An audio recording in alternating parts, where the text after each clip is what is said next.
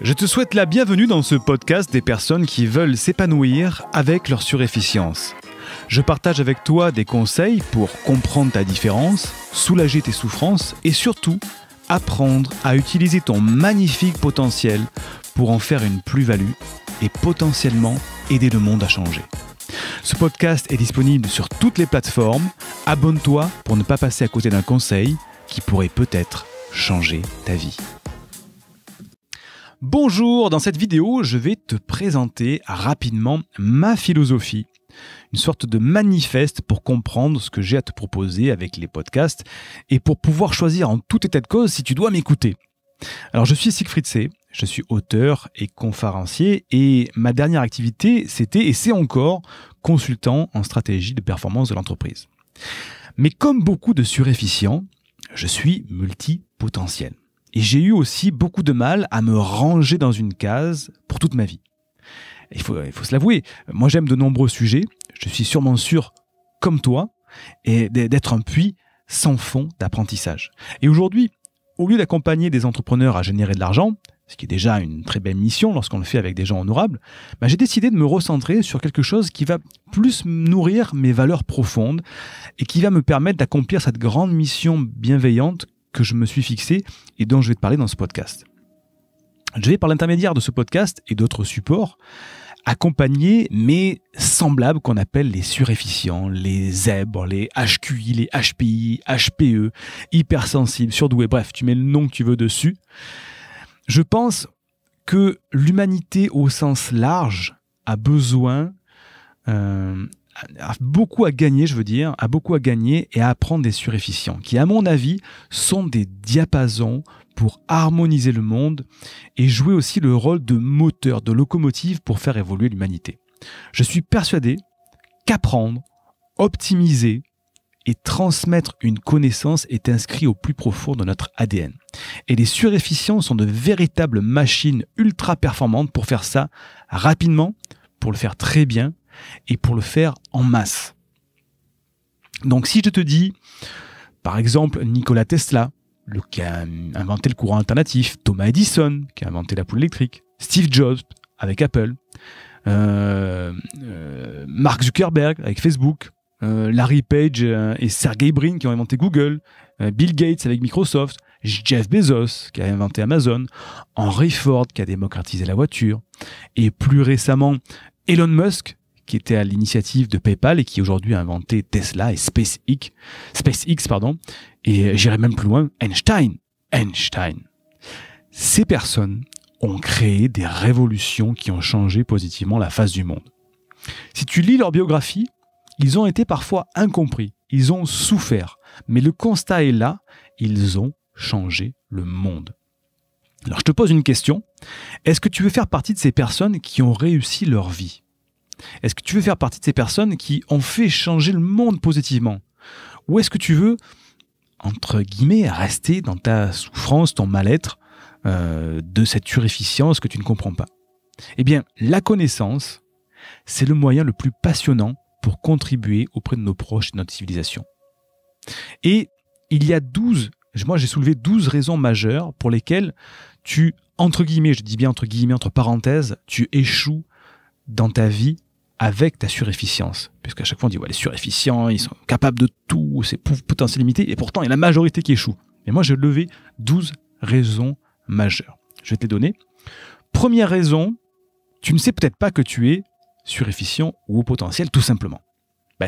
Quand on ne sait pas qu'on a une Ferrari dans son garage, on ne va pas l'utiliser, tout simplement. Donc ça, c'est peut-être cette première raison. Donc si tu découvres ce podcast et que tu te poses la question, peut-être que tu ne sais tout simplement pas que tu es surefficient.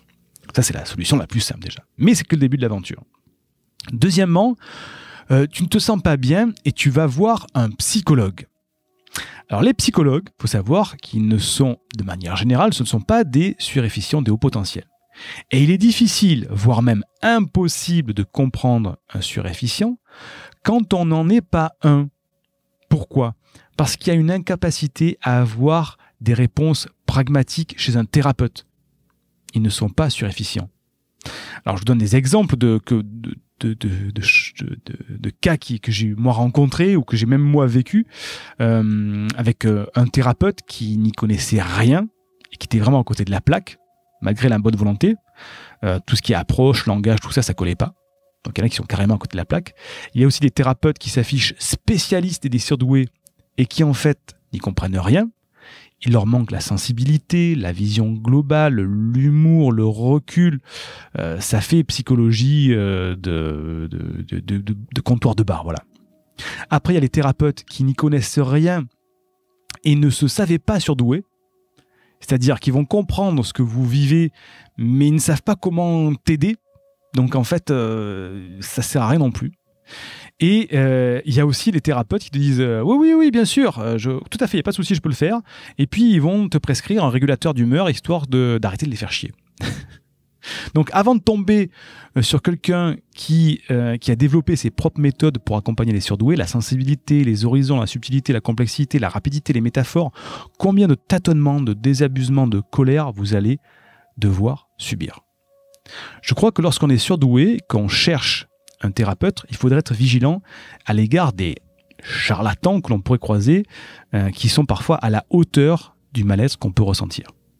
Donc, c'est pas la solution, le psychologue. Troisième raison majeure pour laquelle aujourd'hui tu échoues avec ta surefficience, tu échoues souvent ce que tu entreprends ou tu n'arrives pas à aller jusqu'au bout, à la fin de ce que tu entreprends parce qu'en fait, tu utilises tes capacités avec les méthodes des normaux pensants. Tu échoues parce que tu utilises les mauvaises méthodes, celles des normaux pensants. Cette non-conformité de la pensée te rend inapte pour être enseigné normalement. C'est pour ça que de nombreux surefficients échouent dans l'éducation nationale. C'est pour ça que de nombreux surefficients échouent dans le monde du travail salarié. C'est pourquoi c'est parce qu'on veut rentrer dans le moule des normaux pensants et faire comme eux, alors que c'est pas ça la solution. Donc, tu échoues parce que tu utilises les méthodes des normaux pensants. Quatrième raison de l'échec, c'est ce qu'on appelle l'effet Pygmalion négatif. Qu'est-ce que c'est que l'effet Pygmalion négatif? C'est tenter maladroitement de se mettre au niveau des autres en feignant d'ignorer ce que tu sais. Donc, tu vas peut-être passer pour un élève médiocre et à vouloir plaire ou se conformer, tu vas tout le temps te rabaisser au niveau de la moyenne. Ça arrive souvent, des fois, moi je sais que je l'ai vécu à l'école, j'avais des réponses aux professeurs, je pouvais aider dans des travaux pratiques, des trucs comme ça, mais seulement, dès que je levais la main ou que j'allais aider un professeur, c'était « Allez, ouais, c'est ça, vas-y, comment on appelle ça j'arrive plus à trouver le mot, je dois avoir un blocage là-dessus. Lèche-cul ou c'est petit intello, ou alors une fois on m'avait surnommé MacGyver parce que j'avais réussi à brancher la sono, bref, je vous passe les détails. Bref, voilà, à cause de tout ça, on se met en mode Pygmalion négatif, c'est-à-dire qu'on va feindre d'ignorer ce qu'on sait pour pas se confronter ou pour pas avoir cette situation de stress. Et après, qu'est-ce qu'on fait? Comme on communique plus, on passe pour quelqu'un de médiocre, un élève médiocre, ou quelqu'un qui parle pas, ou quelqu'un qui expose rien, qui est introverti. C'est l'effet Pygmalion négatif qui est peut-être la cause de ton échec. Cinquième raison de ton échec, tu procrastines énormément. Et ça, j'en suis sûr, je peux même sortir le doigt de l'écouteur que tu es en train d'écouter pour te taper sur l'épaule. Tu procrastines énormément. Un surefficient procrastine. C'est obligatoire. Pourquoi? Parce que on s'attend toujours à la perfection. Malheureusement, la perfection n'existe pas. Et tu vas voir que si tu suis un petit peu mes podcasts et mes enseignements, j'ai un dicton moi, que j'ai affiché qui dit « Mieux vaut fait que parfait ». Mieux vaut faire quelque chose de manière imparfaite et le faire que d'attendre la perfection qui n'arrivera jamais. Ça, c'est une énorme prise de conscience. Donc aujourd'hui, tu procrastines énormément. Et le revers de la médaille, c'est qu'autant quand on est à fond, on serait capable d'arrêter de manger, de dormir, de tout faire quand on est à fond sur un travail. Mais autant quand on n'aime pas ce qu'on fait, on a une tendance à la procrastination terrible. Quand on n'aime pas ce qu'on fait ou quand on cherche la perfection. D'où le point suivant, nous sommes des passionnés, nous sommes incapables de faire les choses à moitié et surtout quand on est convaincu de quelque chose, on y met tout notre cœur et notre âme. Mais on attend toujours le bon moment et on procrastine et on fait rien. Moi, pour te donner un exemple, J'étais passionné de cinéma quand j'étais tout jeune. Et quand je parle tout jeune, j'avais peut-être 9 ans à peu près. À l'époque, il y avait encore des caméras Super 8 avec des films en pellicule. Et j'avais toutes les capacités pour faire des courts-métrages. C'était mon rêve dans la vie. Mais à chaque fois, j'avais pas la bonne caméra, j'avais pas le bon éclairage, je trouvais pas les gens qui jouaient assez bien leur jeu d'acteur, tout ça. Donc j'aurais pu peut-être être le nouveau Steven Spielberg à l'âge de 12 ans, mais seulement je ne suis jamais passé à l'action parce que je procrastinais. Erreur grave. 6e raison de ton échec, tu manques de focus. Qu'est-ce que c'est que le focus ? C'est éviter de gérer plusieurs choses à la fois. Parce que pourquoi, en tant que surefficient, on a cette capacité à gérer plusieurs choses à la fois et à être intéressé à plusieurs choses à la fois. Mais malheureusement, on manque de focus. Tu vois, c'est un petit peu comme rentrer dans un taxi. Tu rentres dans un taxi, tu dis, ok, tu pointes au doigt, tu dis, emmenez-moi vers là-bas. Et qu'est-ce qu'il va faire le taxi ? Il va partir, il va faire 25 fois le tour du pâté de maison, ça va être 2 fois plus long, 2 fois plus coûteux, et puis il va t'amener dans un quartier qui, lorsque tu vas ouvrir la porte, tu vas dire, tiens, ça ressemble à peu près où je voulais aller, mais c'est pas vraiment ça. Tu manques de focus pour dire, je veux aller à telle adresse, tel numéro, tel quartier, et je vais y aller en 5 minutes. C'est ça le focus. Alors, associé à notre créativité, on est capable de gérer plein de projets ou de tâches en même temps.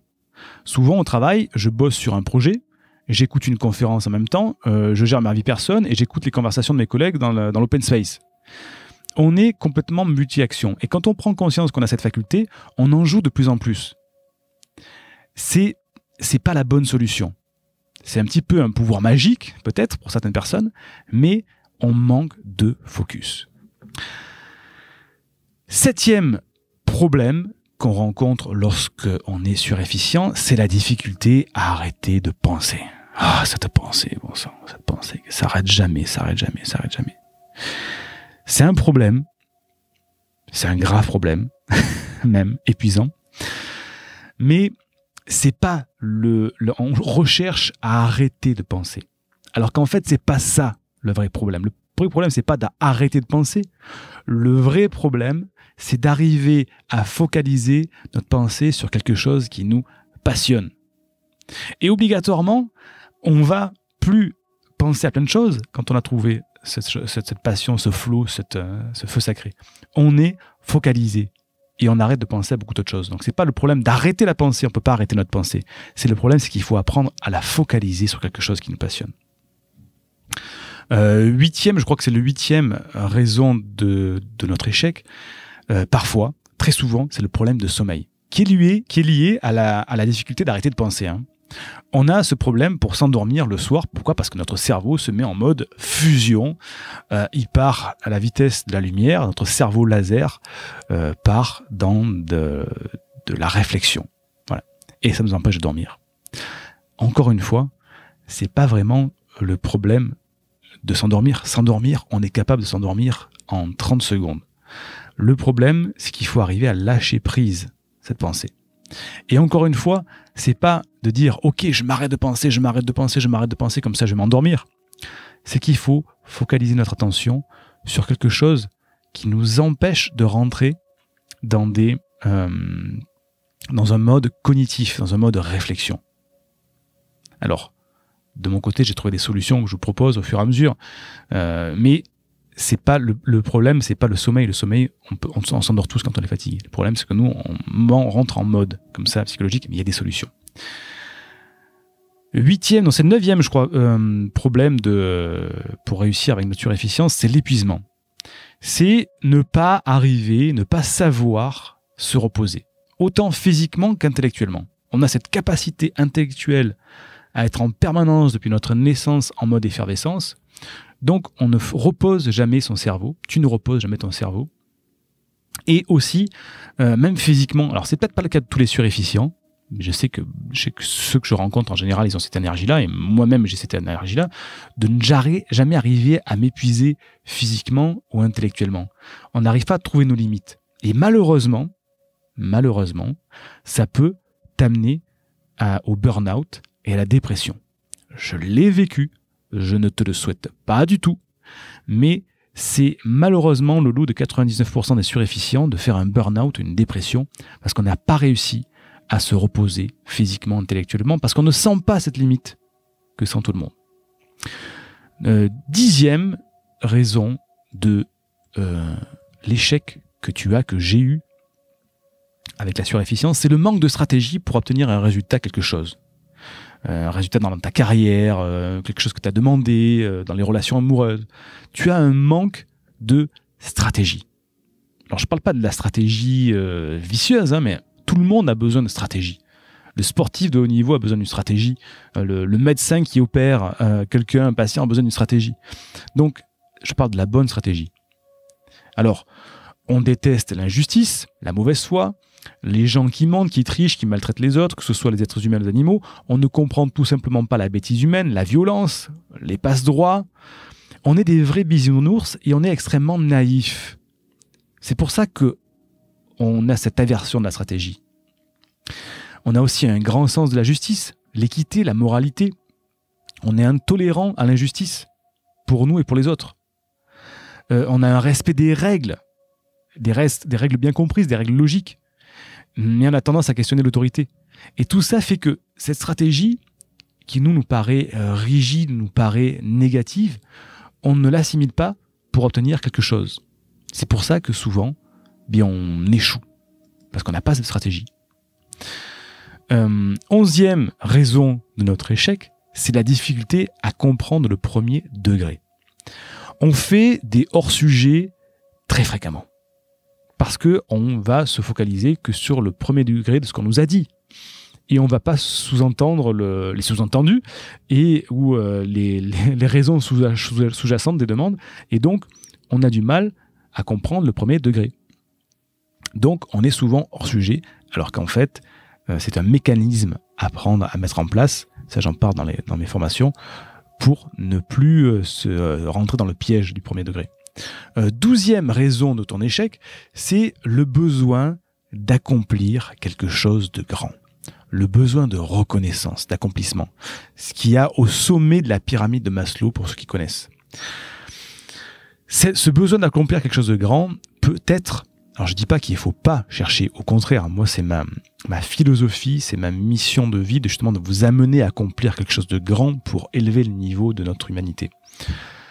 Mais cette mission peut être source de souffrance, d'incompréhension, peut être source de limitation, parce que ça paraît trop gros à accomplir. Et c'est justement... c'est pour cette raison que j'ai donné d'ailleurs d'autres raisons de l'échec, parce qu'en fait, toutes ces petites raisons que je t'ai données jusqu'à maintenant font que lorsque tu veux accomplir quelque chose de grand, bien tu ne le fais pas. Et tu procrastines, ou tu hésites, ou tu as honte, ou tu ne fais plus rien. Ce besoin de reconnaissance, d'accomplissement, il est ancré dans notre ADN de surefficient, et on a besoin d'accomplir quelque chose de grand, et il faut accomplir quelque chose de grand, sinon c'est gâché. Mais parfois on se dit, mais qu'est-ce que je vais accomplir de grand? Je ne sais pas, justement, j'ai trop de choix. C'est pour ça que tout ce que je t'ai dit jusqu'à maintenant, les 11 problèmes pour réussir, répondent aussi à cette solution-là. 13e raison de sûrement ton échec. Alors je parle d'échec à différents degrés, hein, je ne dis pas que tu es en train d'échouer totalement, mais on a des sensations d'échec, de mal-être. C'est l'hyper-empathie. Le problème, c'est que cette hyper-empathie, c'est-à-dire qu'on a cette capacité à ressentir, comprendre les émotions et les intentions qui sont en face de nous, eh bien, font qu'on a toujours un temps d'avance. Et si vous êtes allé voir un thérapeute, peut-être, ben vous savez où il va vous mener, ce thérapeute, avant qu'il ne le sache lui-même, parfois. Et cette hyper-empathie fait que, d'un coup, on baisse les bras, on dit « mais qu'est-ce que je fous là ?» Combien de fois ça m'est arrivé dans des soirées de me dire au bout de 5 minutes « qu'est-ce que je fais là, quoi ? Qu'est-ce que je fais là ? Je sais déjà comment va se dérouler la situation, ce qui va se dire dans cette soirée, ce sur quoi on va aboutir dans cette soirée, et je sais exactement comment je vais terminer en rentrant. Donc, au bout de 5 minutes, je suis dans un désespoir à me dire je devrais déjà partir. Personne ne le comprend, ça, parce qu'on a cette hyper-empathie à capter des signaux, des émotions que personne ne voit, et à les analyser rapidement, et ça nous freine. Ça nous freine, cette hyper-empathie devient un frein, alors qu'en fait, c'est une qualité qu'il faut exploiter, mais de la bonne manière. Et il y a le 14e point, je crois, de l'échec parfois, c'est la spiritualité. Alors loin de moi d'être un ésotérique, mais la spiritualité chez le surefficient est source de questionnement fondamental. Dieu, pas Dieu, le grand architecte, le grand champ unifié d'énergie. Bref, on a tellement de questions sans réponse sur la spiritualité que parfois on est ça nous freine, ça nous bloque, ça nous perturbe et surtout ça nous met dans une situation de mal-être, d'incompréhension et de sensation d'inutilité. Moi j'appelle ça des crises de aquabonisme. À quoi bon? À quoi bon venir sur Terre puisque c'est pour mourir à la fin et que tout disparaisse? Tu les comprends ces crises de aquabonisme là, de celles dont je te parle. À quoi ça sert? À quoi bon? Et après, tu restes assis dans ta chaise déprimé, à dire à quoi bon être survie. Bon, bref, je vais pas le dire, sinon je vais me remettre dans ces crises de aquabonisme que j'ai réussi à évacuer, que je vous apprends à évacuer. Mais la spiritualité est importante chez les surefficients, non pas pour dire il faut croire en quelque chose, mais il faut comprendre quelque chose dans la spiritualité. Mais pas la spiritualité de bénitier là qu'on trouve chez les prêtres qui vont te dire oui, il y a le bon Dieu, il y a le paradis, ou il y a Allah. Non, la spiritualité, le surefficient a besoin d'une spiritualité qui soit une spiritualité de compréhension, une spiritualité de cause à effet. Moi, j'ai trouvé ma propre réponse à la spiritualité.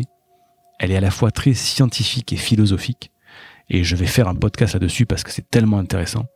Mais tu dois trouver ta spiritualité. Mais encore une fois, pas la spiritualité de tout le monde. Elle ne te convient pas. Ta propre spiritualité qui va, elle, te rassurer, t'apaiser. Et enfin, te donner des réponses à qu'est-ce qu'il y a après, qu'est-ce que c'est, à quoi bon on est ici. Donc, ça, ce sont les 14 points de l'échec.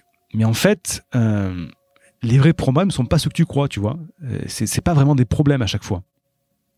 Ce que tu as besoin à chaque fois face à ces 14 problèmes, c'est ce qu'on appelle un reframing. Qu'est-ce que c'est qu'un reframing? Le reframing, c'est reprendre un problème et le retourner dans tous les sens pour trouver en fait quelle est la véritable source au problème. Et en général, parfois, je te donne une analogie, tu arrives pour entrer dans un bureau, la porte est fermée, tu vas taper sur la porte, essayer de tourner la poignée, tu vas pousser avec ton épaule, tout ça, alors qu'en fait, il y a une deuxième porte dans le couloir à côté. Et le reframing, c'est ça, c'est le problème. C'est pas cette porte qui est fermée en face de toi, sur laquelle tu t'énerves, tu t'épuises, tu te fatigues. Mais en fait, le problème, c'est qu'il faut juste, regarde, tu prends le couloir à droite, tu tournes une fois à gauche, et tu as une porte qui est grande ouverte. Le problème, c'est de trouver l'autre problème. Le problème, c'est que tu n'as pas regardé dans la bonne direction. C'était pas ça le problème. La porte n'était pas fermée. Le bureau n'est pas fermé. Tu n'es pas passé par la bonne porte, mon gars. Mais c'est ça le surefficient. Il a besoin de ce reframing à chaque fois parce qu'encore une fois, on essaie de se conformer aux normes pensants, alors en fait, c'est pas ça. Tu vas voir peut-être un psychologue, comme je l'ai dit tout à l'heure. Le vrai problème, c'est pas d'aller voir le psychologue, c'est que tu n'arrives pas à obtenir des réponses pragmatiques qui te donnent des résultats mesurables rapidement au niveau de tes besoins élevés. Et le psychologue, généralement, c'est un théoricien des surefficients, c'est pas un surefficient qui a réussi lui-même. Et encore une fois, on n'apprend pas à faire du vélo dans un livre théorique. Donc le surefficient, toi qui es surefficient, tu ne peux pas prendre les conseils de quelqu'un qui ne sait pas faire du vélo. Tu prends quelqu'un qui te dit oui, moi je sais faire du vélo, je l'ai lu dans un livre, j'ai appris à le faire. Et tu dis mais est-ce que tu es déjà monté sur un vélo? Bah non, je suis jamais monté dans un vélo. Bah tu te rends compte du gap de différence entre savoir-faire et faire dans ce cas-là. Et là c'est juste du vélo. Donc que va t'apprendre un psychologue qui va te dire oui, bah, je sais moi guider les surefficients. Oui, mais est-ce que tu es un surefficient? Est-ce que tu es déjà monté sur le vélo difficile des surefficients? Ah non, je ne suis pas surefficient. Donc, ils vont peut-être aider, c'est vrai. Ils font un travail formidable, il ne faut pas non plus que je dénigre. Certains le font très bien, mais seulement, c'est limité. C'est ça que je veux dire. Le problème aussi, c'est que parfois, tu vas avoir besoin de valider que tu es HP. Peut-être que si tu écoutes ce podcast, tu te dis, ouais, ok, je pense que, mais je suis pas allé passer de test QI. J'ai peut-être besoin d'un diagnostic avec un cabinet de psychologie qui soit dédié aux surefficients. Mais le problème, c'est pas que tu as besoin de diagnostiquer HPI, que ce soit HPI, HPE, zèbre, HQI, etc. Le vrai problème, c'est que tu as un mode de fonctionnement de ton cerveau différent et que ce n'est pas le résultat du test qui te donnera le mode d'emploi. Tu as besoin de comprendre ton fonctionnement pour l'exploiter de manière optimale. C'est ça. Il faut vraiment reframer tout ça, tu vois. Toutes ces problématiques que je t'ai données. Alors, je vais pas le faire pour chaque, tu vois. L'effet Pygmalion négatif, ben là aussi, encore une fois, cette tendance dévalorisée, il faut faire un reframing dessus. La procrastination, encore une fois, il faut faire un reframing. Le manque de focus, la difficulté à arrêter de penser, etc., tout ça, il faut faire un reframing. Et ce qui me différencie le plus de la masse ou de la vie, de la moyenne, de ce que j'ai pu lire, écouter, apprendre jusqu'à maintenant, c'est que je ne te propose pas d'aller mieux. Je te propose de devenir mieux que les autres. Alors je dis ça sans aspect de gourou, dire que les autres sont pas bien et cliver les camps, hein, pas du tout. Mais moi je te propose pas d'aller mieux. Je te propose de devenir mieux que les autres, d'être un phare pour éclairer les autres, un guide, un acteur de l'avenir de notre société. Et t'as pas besoin d'un psychologue pour aller mieux. La solution, elle est en toi. Elle n'est pas à l'extérieur de toi. Tu n'as pas besoin d'une étiquette de HP pour aller mieux. Tu peux réussir, t'épanouir en tant que surefficient. Tu peux transformer en force-talent ce que tu considères comme une tare. Tu peux réussir et faire don de tes différences. Tu peux accomplir, terminer, obtenir cette sensation positive d'accomplissement plus souvent que tu l'imagines. Tu peux calmer ton esprit. Tu peux changer positivement ta vie rapidement. C'est simplement un changement de paradigme, un switch, un reframing. Alors moi j'ai mis au point une méthode qui s'appelle la méthode de reframing cognitif autonome, la méthode RCA. Et je t'expose rapidement pour que tu comprennes ce que c'est. Hein. Ma méthode elle se base sur le fait de, premièrement, apaiser. Il faut quand même apaiser cette souffrance. Deuxièmement, cadrer cette surefficience. Troisièmement, structurer cette surefficience. Quatrièmement, simplifier cette surefficience. Et cinquièmement, fêter, célébrer cette surefficience. Apaiser, cadrer, structurer, simplifier et fêter tout ça. C'est ça ma méthode. Pour vraiment t'amener de cette situation peut-être de souffrance aujourd'hui ou peut-être de mal-être, tout simple, à vraiment utiliser ton plein potentiel de surefficient. Et cette méthode, c'est vraiment conçu pour les surdoués. Les HP, HPI, tu mets le nom que tu veux, les hypersensibles, il y a beaucoup de modes là-dessus, qui ont besoin d'apaiser, de soulager leur souffrance, le stress, l'incompréhension. Mais par rapport aux solutions classiques des psychologues ou d'autres thérapeutes, ça a l'avantage exclusif de trouver des solutions pour transformer tes différences en dons, en talents, en force unique, j'en bégaye, grâce à cette méthode RCA. Donc comme je te disais, tout ça, je ne l'ai pas sorti de mon chapeau de magicien, hein. C'est sur la base d'observations, d'études, beaucoup de recherches que j'ai faites. C'est vraiment de l'investigation. C'est des solutions vraiment pour accompagner les potentiels vers la stabilité et le développement. Alors, je suis en train de créer ce manifeste, c'est un petit peu ce que je suis en train de t'expliquer, hein, cette déclaration de notre philosophie, parce que je veux vraiment démarrer ce mouvement. Démarrer un mouvement pour que les surefficients, alors, je vais pas rentrer dans des mouvements de guerre parce que c'est pas la guerre, mais j'aime bien me prendre la métaphore des X-Men. Est-ce que tu connais, je pense, tu as dû au moins voir une fois, la série de films X-Men au cinéma.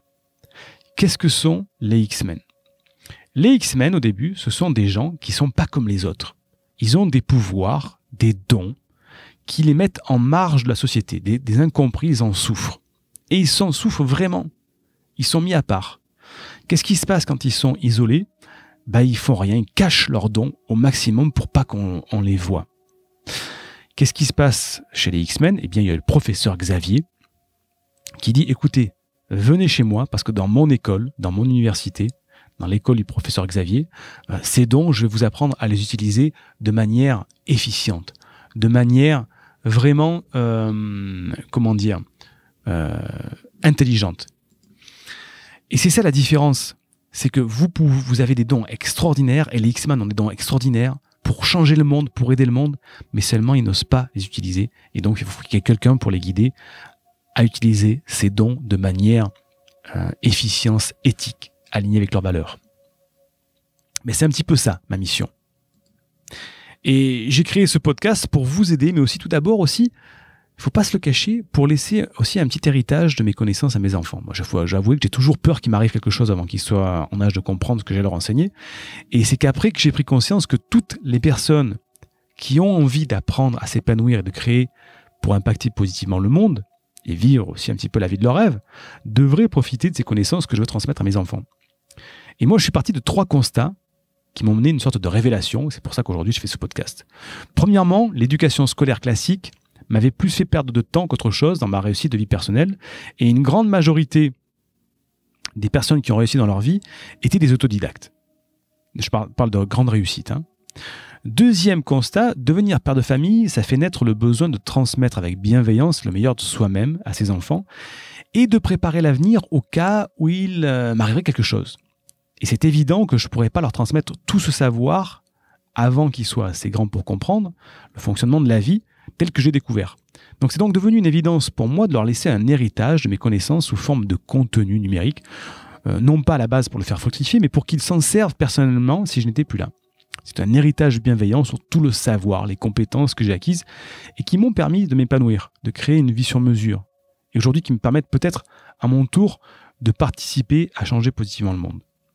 Deuxième constat. Troisième constat, j'ai découvert récemment et très tardivement, à plus de 40 ans, que je suis surefficient, surdoué. En allant consulter pour mon fils, chez qui je suspectais des comportements de personnes à haut potentiel, eh bien j'ai passé un test de QI, un test Weiss, qui m'a révélé mon véritable potentiel. Et ça a été un soulagement. Et après en avoir parlé à certaines personnes autour de moi, elles m'ont dit « Mais Siegfried, t'en doutais ? Regarde tout ce que tu as accompli. Regarde tout ce que tu as fait. » Et c'est vrai, le propre du surefficient, comme je te le disais, c'est de se concentrer sur ce qui ne va pas et qui n'est pas parfait, de dévaloriser tout le reste. Mais c'est vrai que si je fais le bilan de ma vie, pour certains, ça sera une réussite énorme, inaccessible à beaucoup. J'ai été athlète de haut niveau, entraîneur d'équipe médaillé, j'ai appris plusieurs métiers de manière autodidacte en ayant arrêté avant le bac, photographe pro, infographiste, directeur marketing de 2 gros leaders du monde du numérique. J'ai fondé une université de formation pour les entrepreneurs. Aujourd'hui, je suis un des coachs les plus reconnus dans sa thématique. J'ai écrit plusieurs livres publiés avec une facilité déconcertante dans différentes thématiques, écrit un livre en 1 semaine à chaque fois. Je suis devenu conférencier devant des milliers de personnes alors que j'étais le pire des timides étant jeune. Et à côté de ça, ma vie de familiale pourrait faire rêver les plus envieux. Comme je le disais, une femme sportive, magnifique, la meilleure des mères, 2 enfants, totalement épanouis, qui eux aussi sont sportifs médaillés, mais malgré qu'ils ont aujourd'hui, au moment où je fais le podcast, ils ont 6 et 7 ans, ils sont déjà médaillés. J'ai une relation fusionnelle avec eux. Et pourtant, j'ai toujours l'impression d'être une merde, de n'avoir rien accompli. Alors après la révélation de ma surefficience et après m'être dit quel gâchis toutes ces années d'incompréhension, de souffrance, de compétences gâchées, je me suis dit comment transformer cette découverte en quelque chose de positif. C'est ma femme qui m'a apporté la solution. Elle m'a dit, je la cite, « Mais tu es la personne la plus à même d'aider les surefficients, ce ne sont pas les psys qui vont y arriver. Ce ne sont pas les psys. » Alors je vous fais une petite parenthèse sur l'anecdote, après je vais accélérer parce que le podcast est déjà long. Lorsque je suis allé dans un centre spécialisé, un centre de psychologie spécialisé pour les surdoués. J'ai passé ce fameux test Weiss, donc ça m'a coûté en tout, je crois, presque 500 €, plusieurs heures d'examen, 2 psychologues. Et après, j'ai dit, ok, qu'est-ce que j'en fais de ça ?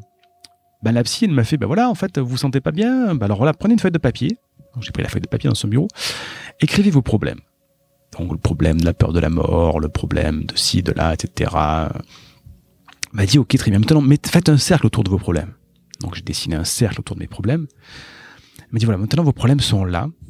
Maintenant, vous allez froisser cette feuille. Donc j'ai froissé la feuille. Elle m'a dit, voilà, maintenant vos problèmes sont là, vous les avez froissés. Ce sont plus vos problèmes, il faut les oublier, il faut les mettre de côté. Et là j'ai dit, ok. Donc j'ai fait tout ça pour que toi, en tant que psychologue spécialisé des surdoués, tu me dises d'écrire que mes problèmes sont dans un cercle en papier, que je les froisse et qu'ils ont disparu. J'ai fait bravo. Alors, j'ai pas dit bravo, hein. Je suis sorti et j'avouais que j'étais abasourdi. J'ai dit, mais en fait, c'est quoi? C'est ça, un psychologue spécialisé dans la surdouance? Bref. C'est là, après, au bout d'un moment, que l'alignement entre ma mission de vie et la vision professionnelle s'est produit. C'est un déclic qui me permet aujourd'hui d'allier passion, famille, profession et partage. Parce que je ne cache pas que je vais pas le cacher, hein, si je veux mener à bien ma mission, je vais devoir monétiser mon savoir, c'est ce qu'on appelle l'économie de la connaissance. Et l'économie de la connaissance, c'est le moyen le plus passionnant pour contribuer auprès de nos proches, de notre civilisation, tout en gagnant notre vie de manière éthique. Donc toutes les 2 semaines, ou toutes les semaines, ça verra, je verrai, je sors une formation pour justement t'aider à comprendre ta différence, soulager tes souffrances et surtout apprendre à utiliser ton magnifique potentiel pour en faire une plus-value et potentiellement aider le monde à changer. Alors les formations sont complémentaires, je propose ça pour aller plus loin à ceux qui ont envie de conseils plus pointus. Mais sinon, tu peux te contenter de suivre les podcasts qui sont déjà une source de connaissances très utile, enfin je le pense. Ma vision, d'ici les 10 prochaines années, il y a une communauté de 50 000 surefficients qui réussissent leur vie avec éthique et authenticité. Ce qui leur permet d'impacter positivement le monde en créant de la valeur et de tirer vers le haut l'ensemble de leur communauté vers une vie plus épanouie. Et ma mission, aujourd'hui, c'est aider les surefficients à développer, à s'épanouir et révéler leur potentiel avec mes formations. Ce sera la première université numérique dont la vision, c'est de faire naître les futures personnes qui révolutionneront positivement les prochaines décennies. Et même si ce n'est pas votre cas de révolutionner les prochaines décennies, si seulement vous pouvez avoir un premier petit déclic qui fait que vous allez aller mieux, vous allez être plus heureux, plus épanoui, plus quelque chose, ça sera déjà quelque chose d'extraordinaire, même si vous ne faites pas partie de ces gens qui vont changer les prochaines décennies. Alors, abonne-toi à ce podcast pour ne rien rater. Je sors normalement 3 podcasts par semaine. Il y a le lien en description pour m'indiquer à quelle adresse t'envoyer les autres podcasts. Tu peux te désabonner à tout moment. Pas de pub relou, juste 3 emails par semaine avec du contenu précis et pertinent pour s'épanouir avec ta surefficience et en te disant voilà le podcast de la semaine. Tu peux aussi partager ce podcast à une personne qui en aurait besoin comme toi, parce que si personne n'écoute ce podcast, eh bien je ne vais pas parler dans le vide pendant des mois, je vais tout simplement garder ces conseils pour moi et mes enfants. Donc ça coûte rien, un mail, un SMS, un partage sur les réseaux sociaux de cette vidéo pour pouvoir justement aider d'autres surefficients. Merci de m'avoir écouté, c'était Siegfried C et je te dis à très vite pour le prochain podcast.